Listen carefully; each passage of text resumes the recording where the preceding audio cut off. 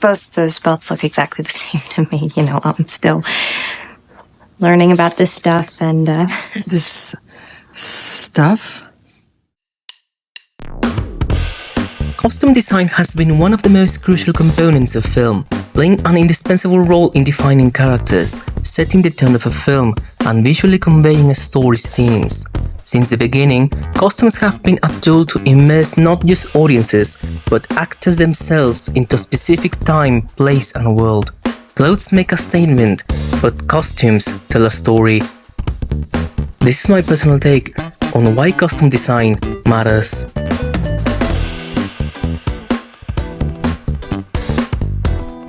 Costume design is the process of either designing from sketch or selecting existing pieces of clothing for a performer to wear to complement the character, reflect the era of the story, represent the style of the visual storytelling, and enhance the language of the film.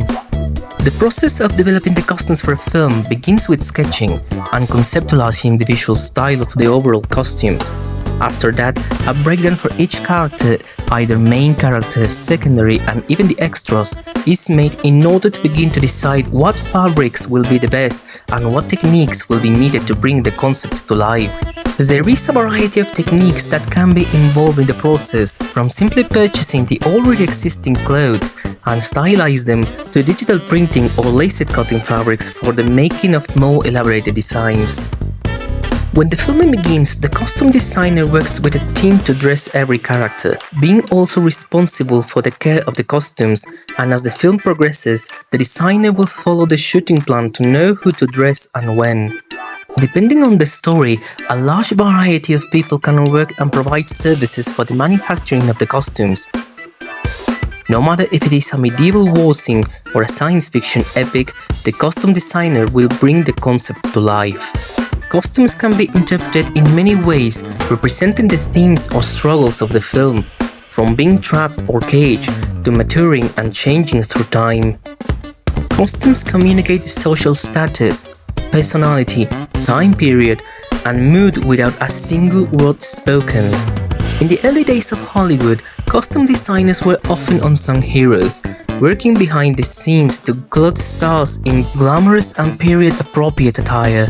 One of the first figures to gain prominence was Adrian Greenberg, simply known as Adrian, whose work in MGM in the 1930s and 40s defined the look of Hollywood's golden age. Adrian designed for stars like Greta Garbo and Joan Crawford, crafting costumes that became iconic representations of elegance and sophistication.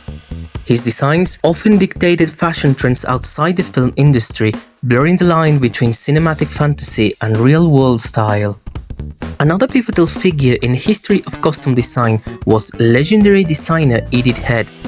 Head's career spanned 5 decades, and her ability to adapt to different genres and directors made her one of the most versatile designers in film history.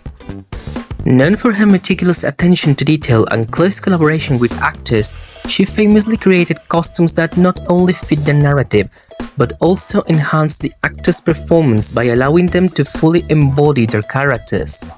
I get a script, and the script says, in this film, Grace Kelly is playing a princess. She's beautiful. She has fabulous clothes. And that's heaven, of course. The next script says, Grace Kelly is a middle-aged dowdy housewife. This is what really happened. So you do dowdy clothes. I can do tacky clothes, dowdy clothes, sexy clothes, horrible clothes. I can do clothes, anything in the world you want, from male, female, or animals. That's what you learn in the studio, like dressing an elephant. Now, who would expect a designer to dress an elephant? Costume design is like theater. Costume design is to tell a story. Decades later, the iconic character Edna Mode from The Incredibles was based on Edith's appearance and personality, paying homage to her legendary career and talent. I'm joking, Robert. I enjoyed the assignment. He is bright and I am stimulating. We deserve each other. When cinema transitioned to color, costume design became even more critical to storytelling. Designers like Dorothy Jenkins, who worked on epics such as The Ten Commandments, used color palettes to distinguish characters and heighten emotional tension.